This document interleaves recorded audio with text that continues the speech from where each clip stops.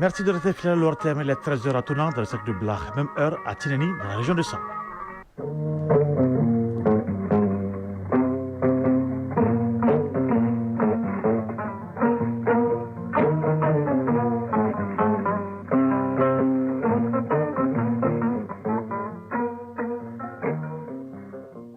Le journal, Isaac Thielou. Mesdames, Messieurs, bonjour et bienvenue à la deuxième édition de l'actualité. Voici les grandes lignes de cette édition. Une crise multidimensionnelle traverse notre pays et particulièrement la lutte contre le terrorisme. La recrudescence des attaques terroristes contre les entreprises et nos forces interpellent tous les citoyens et appellent à la vigilance. Leur aide au sursaut patriotique. Srigui Damele nous en parle dans un éditorial. La communauté musulmane du Mali a célébré l'Aïd el-Kébir hier vendredi. Une fête célébrée dans les familles Maïga Aïdara et tant d'autres dans la joie, la paix et la cohésion. L'effervescence autour de cette fête était au sommet, nous dira Dourati Jakite. Du sport, il sera question dans ce journal. Fotiki Tungara nous parla des journées FIFA et des fêtes mises à profit pour de nombreuses sélections nationales pour une revue de troupes. Le tournoi de Toulon, il en sera question et bien d'autres nouvelles. On parle de l'artisanat en fin de cette édition. Aujourd'hui à Tombouctou, il est nécessaire de refaire la refondation de ce secteur qui vit dans une léthargie. Un secteur artisanal frappé de plein fouet depuis la crise sécuritaire de 2012. Il en sera question avec Najib Babassi. Voilà pour le titre. Bienvenue. Je le disais, face à la crise multidimensionnelle qui traverse notre pays et particulièrement la lutte contre les terroristes, les forces armées maliennes ont fortement besoin du soutien du peuple, soutien moral, psychologique, matériel et financier. La recrudescence des attaques terroristes contre les entreprises et nos forces interpellent non seulement tous les citoyens, mais appellent aussi à la vigilance sans relâche. Nous sommes en guerre et l'heure est au sursaut patriotique. Voilà le sens de l'édito que nous propose Siriki Damele. Un sursaut patriotique, une vigilance accrue, un soutien total et inconditionnel. Voilà ce dont les forces armées maliennes ont besoin aujourd'hui dans la lutte implacable qu'elles mènent contre les terroristes. Des forces obscurantistes qui multiplient les attaques ces derniers jours dans plusieurs localités. Des attaques qui sont régulièrement repoussées par les braves FAMA. Face à cette guerre imposée et injuste, le peuple malien doit se dresser pour défendre son indépendance et sa souveraineté. Car l'objectif de l'ennemi est de remettre en cause les fondements même de la nation malienne à travers ces attaques barbares et lâches contre les paisibles citoyens et leurs biens. L'armée malienne est sur tous les fronts aujourd'hui. L'heure est grave et exige une mobilisation accrue de tous les citoyens aux côtés des autorités administratives et des forces armées et de sécurité. Des mesures de sécurité édictées comme les couvre-feux, les fouilles systématiques aux postes de contrôle, l'interdiction de circulation de certains engins, j'en passe, doivent être soutenues et accompagnées pour notre sécurité collective. Plus que jamais, les forces armées maliennes ont besoin du soutien total de la population pour dénoncer tout comportement suspect. Il faut un sursaut patriotique, une marque de loyauté et de détermination en faveur des forces armées, une démonstration de l'attachement des Maliens de la diaspora et de l'intérieur à leur patrie. Ce soutien indispensable contribuera sans nul doute à renforcer le moral des troupes et à encourager un esprit de solidarité nationale. Car c'est précisément pendant ces moments graves et difficiles que la mère patrie, toute chapelle confondue, loin de la discorde, de la division, doit témoigner de plus d'amour, d'affection et de soutien moral à ses enfants engagés.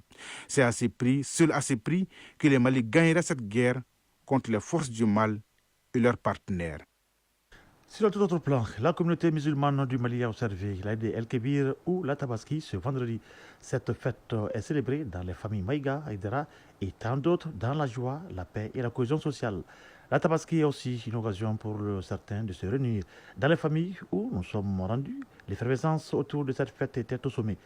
Le film de cette fête dans les familles avec Dourati Jakite. Aïd el-Kébir ou la Tabaski est l'une des plus importantes fêtes annuelles en islam. Pour cette fête, des milliers de moutons sont immolés pour commémorer le sacrifice d'Abraham. Dans certaines familles, comme chez les Maïga, cette fête a été une occasion de retrouvailles. Beaucoup d'entre eux ont parcouru de longues distances pour venir fêter avec les parents dans la joie et la communion. Ibrahim Aboubakar Maïga. On a toujours eu à fêter ensemble. Chacun, son foyer, venait dans la grande famille. Et ensemble, nous fêtons dans la joie, dans la convivialité. Le cousin qui est à côté de moi, il a quitté Caille. Caille et Bamako, c'est un peu loin maintenant. La grillade, c'est Youssouf qui s'en occupe. Et malgré la chaleur, il tient bon. Youssouf Boubacar Maïga. La grillade, ça se passe très bien. Il y a trop de chaleur, le feu est en train de nous fatiguer. Pour ces jours spéciaux, les dames Maïga préparent des plats spéciaux. À chacune d'elles, une tâche. Maïga Aminata Sogoré. Dans l'ensemble, ça se passe très bien. On essaye de se débrouiller à la cuisine. Maïga Fanta Garba Sissé. Je suis avec mes enfants, mes petits-enfants, mes belles-filles. Vraiment, je ne me plains pas. Moi, je suis là, je ne fais que manger.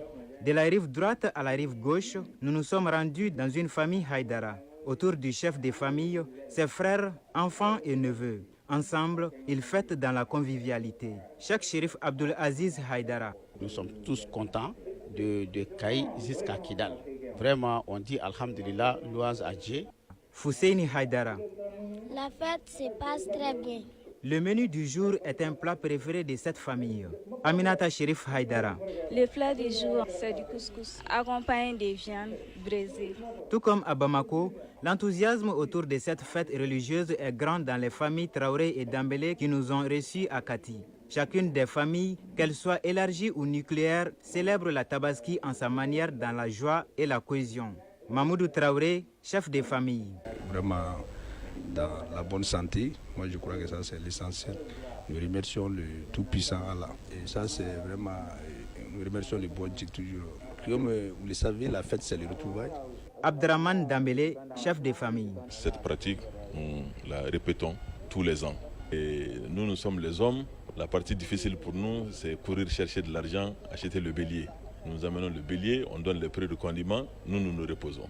C'est l'occasion de remercier nos épouses parce que c'est elles qui font le gros du boulot. Partout où nous nous sommes rendus, les intervenants n'ont pas manqué de formuler des vœux pour le pays et les forces armées, mais aussi pour la réussite des projets personnels.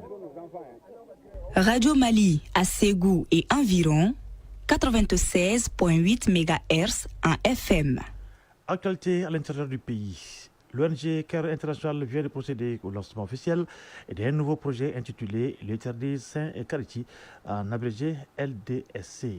Le projet vise donc à apporter une assistance sociale aux personnes en situation difficile dans la région de Ségou, aux personnes déplacées internes aussi qu'aux autres vulnérables. Plus de 700 ménages seront touchés par le projet dans les sacs de Bla et de Massina pour une durée de 12 mois. Reportage Honoré Tienou. L'Éternel Sainte Charity, LDSC, est un projet de CARE International Mali. Il œuvre pour une assistance sociale aux personnes en situation de vulnérabilité. La présente cérémonie consacre le lancement officiel du projet en 4e région, un projet avec une approche multisectorielle. Oumar Diarra, directeur pays adjoint de CARE International Mali. La nature de l'exposition de ces communautés et le niveau de vulnérabilité actuel exige quand même une réponse multisectorielle. La réponse sectorielle, c'est là fâcheux que ça ne répond les besoins que sous une seule facette. Et la réponse multisectorielle, c'est réellement une réponse holistique qui vise à adresser les principaux besoins, à satisfaire les besoins immédiats avec une perspective court et moyen terme, qui veut dire concrètement à répondre aux besoins urgents, leur permettre un peu d'assurer leur relèvement et leur permettre progressivement un peu de renouer avec la résilience. Cette cérémonie de lancement a pour but de partager les informations clés du projet avec l'ensemble des parties prenantes afin de garantir leur appropriation du projet et leur rôle dans sa mise en œuvre. Albaka Aga Amarizak, préfet du cercle de Massina. Cette action s'inscrit dans le cadre de l'appui des personnes déplacées et aux ménages hôtes vulnérables dans la région de Ségou. La région de Ségou, comme vous le savez, et en particulier les cercles de Bla et Massina font face à des défis humanitaires majeurs. Déplacement massif des populations dû à l'insécurité, perte des moyens d'existence ou de subsistance, changement climatique et tensions sociales. Dans ce contexte, ce projet arrive à point nommé.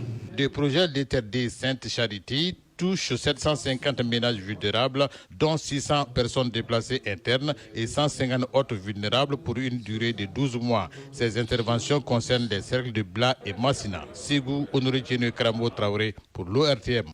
Direction Koulikoro, où le conseil régional a procédé aux travaux de sa session ordinaire à mi-parcours axé sur le budget additionnel 2025. Il était également inscrit à l'ordre du jour l'examen de l'adoption du projet de création d'un centre de formation technique et professionnelle au centre multifonctionnel des Caillots et le recrutement de 2 agents de saisie pour le conseil régional de Koulikoro. Le présent budget additionnel se chiffre à plus de 14 447 millions de francs CFA. Reportage Ousmane Koïta. Il a été procédé lors de cette 10e session ordinaire du Conseil régional de Koulikoro à l'examen et à l'adoption du projet de budget additionnel de l'exercice 2025. Les administrateurs ont ensuite fait la délibération de 2 autres projets, à savoir la création d'un centre de formation technique et professionnelle à Koulikoro et le recrutement de 2 agents de saisie au compte du Conseil régional de Koulikoro. Un exercice capital pour le bon fonctionnement de l'institution. Sékou Fantamadi Traoré, membre du conseil d'administration au Conseil régional de Koulikoro. Nous avions constaté que le budget n'était pas un budget surévalué. Au contraire, on a trouvé que alors il y avait des rubriques, il y avait des insuffisances et il fallait, parce que compte tenu des nouvelles recettes que nous avons eu à acquérir, il fallait vraiment réajuster ces rubriques-là. Il y avait des insuffisances par rapport vraiment au centre de formation de Caillou. Nous avons fait alors le réaménagement demandé par les hautes autorités pour que vraiment le centre puisse être vraiment un centre très performant. Par rapport au recrutement, ça aussi on avait déjà planché là-dessus, mais compte tenu aussi de notre enveloppe financière, on va prendre 2 et peut-être en 2026, les 4 autres, si vraiment. Après l'analyse des points inscrits à l'ordre du jour, les membres du conseil d'administration ont adopté le projet de budget additionnel 2025 à plus de 15 447 millions de francs CFA. Les défis sont énormes. Le premier défi, c'est financier. Parce qu'au jour d'aujourd'hui, il faut reconnaître que les ressources se font de plus en plus rares. Nous pensons déjà que ce que nous sommes en train de mobiliser, transparence pour transparence, nous avons un budget qui n'est pas déficitaire. Ça veut dire que la gestion est très bonne. Ça, c'est un défi majeur. Si nous parvenons à maîtriser nos dépenses, alors il n'y a pas de raison que nous ne puissions pas aller de l'avant. Notons que cet examen à mi-parcours permet aux collectivités de réajuster les prévisions de recettes et des dépenses en fonction des réalisations de l'année en cours. En guise de reconnaissance, le conseil a remis le Chiwara et des attestations à des personnalités du conseil régional de Koulikoro pour leur engagement en faveur du développement de la région de Koulikoro. Koulikoro, Ousmane Koïta, Amadou Tchokari pour l'ORTM. À Mopti, une session de formation sur la vulgarisation de la fauche et la conservation des fourrages naturels a regroupé les participants des cercles de Mopti, Kona, Guinée et Sofara. Elle est initiée par la Direction régionale de la production et des industries animales d'Erpia. L'objectif vise à accroître la production et la productivité des bénéficiaires. Reportage Bintou Tatou Tienta. La fauche et le fourrage naturel sont des éléments clés dans l'élevage des bétails de la région de Mopti en termes de production et de productivité. D'où l'intérêt de cet atelier de formation sur la vulgarisation de la fauche et la conservation des fourrages naturels initié par la Direction régionale de la production et des industries animales DRPA. Hamadi Kanjalo, directeur de la Direction régionale de la production et des industries animales DRPA. Cet atelier de formation a pour objectif de former 62 acteurs au niveau des productions intensives, au niveau de la région de Mopti. Mamadou Balo, spécialiste suivi des évaluations du projet PDD-EPS. Souhaitons qu'à la sortie de cet atelier, que l'ensemble des participants sortent vraiment renforcés, qu'ils puissent être à mesure de répliquer ces formations, ces nouvelles connaissances acquises aux autres qui n'ont pas pu effectuer le déplacement. Durant 10 jours, les participants venus des cercles de Mopti, Kona, Djéné et Sofara verront leurs capacités renforcées sur les manières de fenaison, les modes de conservation des fourrages naturels, le traitement de paille à l'urée, entre autres. Aminata Bari, formatrice. Nous avons choisi certains thèmes, c'est l'alimentation du bétail. Ensuite, c'est la fenaison, le traitement mécanique du foin, de la paille en foin. Et ensuite, de l'ensilage, qui est un processus de fermentation du fourrage vert, du traitement de la paille à l'urée, de l'enrichissement de la paille à la mélasse. Amadou Noupa, participant. De savoir comment faucher l'herbe, à quel moment, comment le garder dans quel milieu, dans quel lieu, et même comment donner en matière de quantité, en matière des animaux qu'on devrait donner. Ce présent atelier est financé par la Banque islamique de développement à travers le projet de développement durable des exploitations pastorales au Sahel Mali, PDD et PS, et mis en œuvre par la Direction régionale de la production des industries animales, Mopti, Bintou Tatou Tienta et Salif Sangaré pour l'ORTM. Radio Mali, 13h15. Hors de nos frontières, près de 29 millions de personnes ont besoin d'urgence et d'aide humanitaire et de protection au Sahel. C'est ce qu'affirme le Bureau de la coordination des affaires humanitaires de l'ONU dans un rapport publié cette semaine. L'étude porte sur le Burkina Faso, le Tchad, le Mali, le Niger, ainsi que l'extrême nord du Cameroun et le nord-est du Nigeria. L'organisation en appelle aux donateurs et prévient, sans les fonds nécessaires, des millions de vies seraient en danger. En Centrafrique, la société civile demande des engagements sur le maintien des élections locales. Il n'y a pas eu depuis 1986 de crise en report. Elles sont attendues depuis des années malgré l'insistance des bailleurs du pays et de l'ONU. Eh bien, normalement, ça devrait être pour le 31 août 2025, mais les organisations de la société civile qui suivent le processus électoral voient s'accumuler les mauvais signaux et craignent un report supplémentaire de cette échéance, alors que les autorités semblent déjà tourner vers la présidentielle et les législatives qui doivent se tenir en toute fin d'année. Et puis, à la République démocratique du Congo, le chef de l'État, Félix Tshisekedi, a reçu au palais de la Nation, à Kinshasa, une délégation de la coalition Lamuka, menée par Martin Fayoulou. Les deux hommes, autrefois liés et ne s'étaient pas parlé depuis la rupture de 2018. Mais pour l'opposant, l'objectif est de redonner de l'élan au pacte social porté par les églises catholiques et protestantes.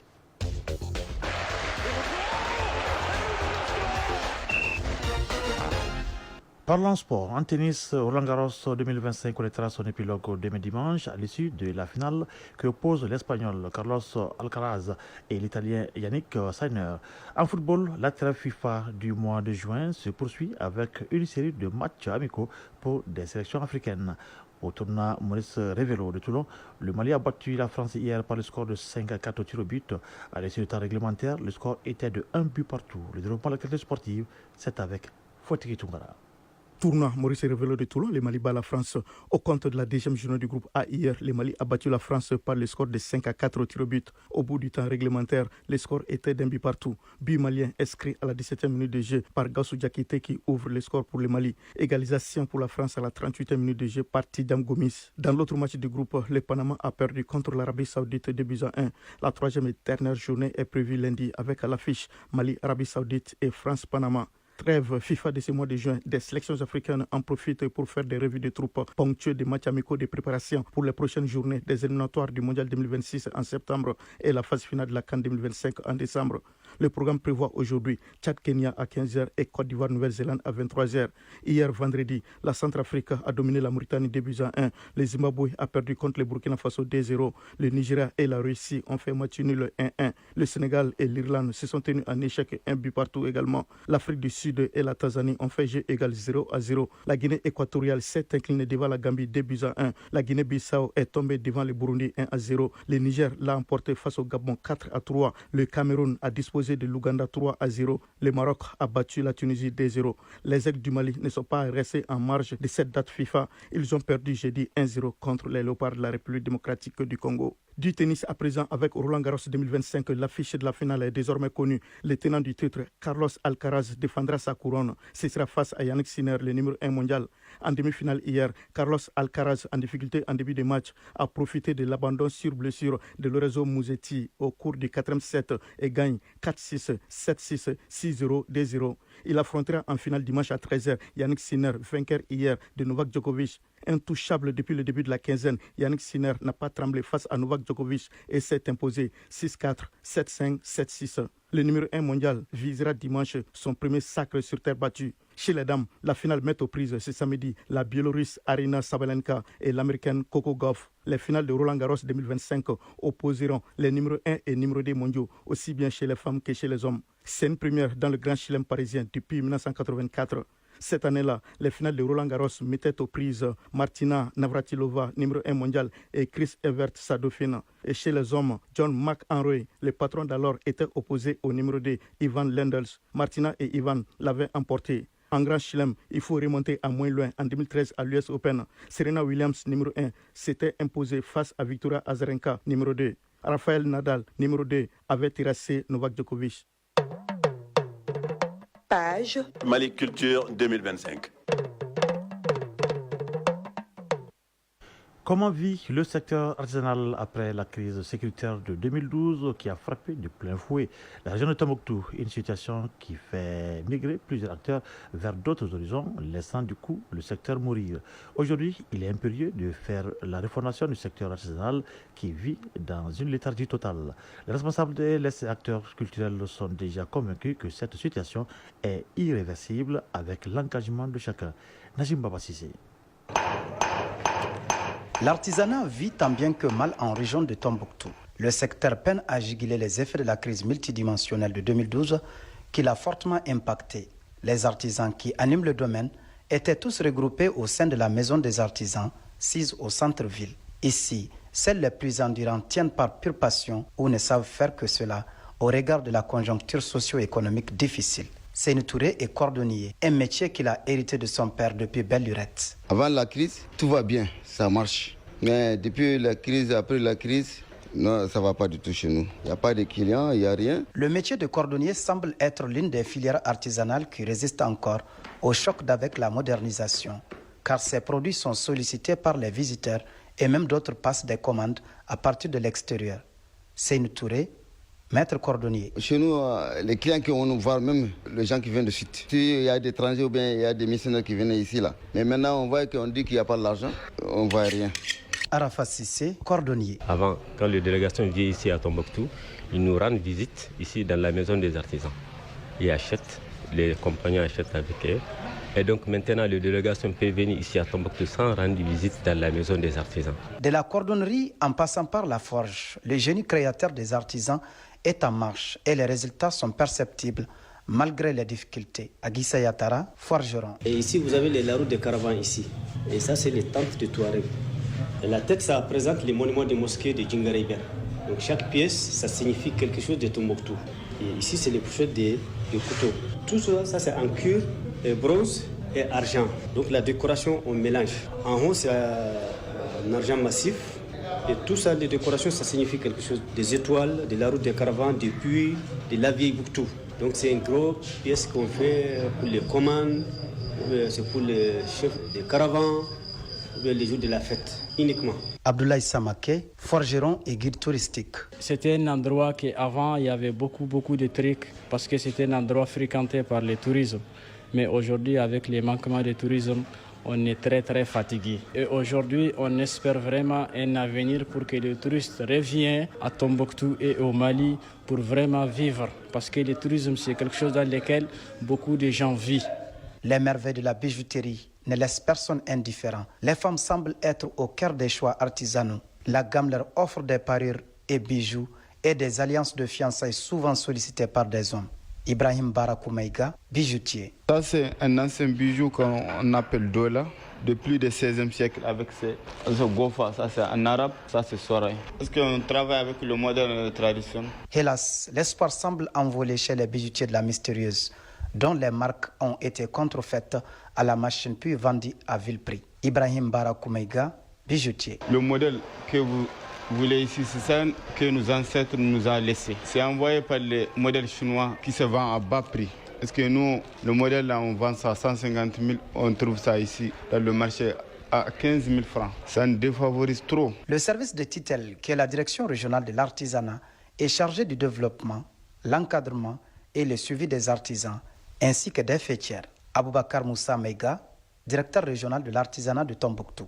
Si dans un avenir très proche, l'artisanat nourrissait son homme, aujourd'hui, force est de constater que les centres de formation, les ateliers de fabrication d'outils utilitaires, les associations font face au défi du dépôt de bilan, du licenciement et de disparition prématurée. Les attentes des acteurs culturels par rapport à cette année dédiée à la culture sont énormes. sachant que l'économie de la région dépendait à environ 50% de l'artisanat et du tourisme. Aboubakar Moussa Meiga, directeur régional de l'artisanat de Tombouctou. On attend beaucoup de cette année 2025 pour au moins pouvoir promouvoir le secteur de l'artisanat qui, depuis un certain temps, reste vraiment englouti d'une façon ou d'une autre. Ils sont persuadés que cette situation n'est pas une fatalité. Elle est réversible avec l'engagement de l'État, ses partenaires et des personnes ressources qui pourront jouer un rôle déterminant, chacun en ce qui le concerne. Tombouctou, Najim Baba Sissé, Allo Koulibaly pour l'ORTM. Secours donc à nos artistes. Voilà, ce journal ça pendant qu'il est 13h passé de 24 minutes à Nosombogo dans le secteur de Kouloukani et à Boadogo dans le secteur de Yamfolila. Un journal qui a été présenté par Isaac Chinou avec la compétence technique de Ali Matawatara, mise en ligne Marcel Tessouké. Et merci à Ousmane Daou pour la réussite de cette édition. Le projet rendez-vous avec l'actualité sur nos antennes, c'est pour 19h30. D'ici là, le programme se poursuit et pour ma part, je vous souhaite de passer un excellent moment en compagnie de Radio Mali. Au revoir.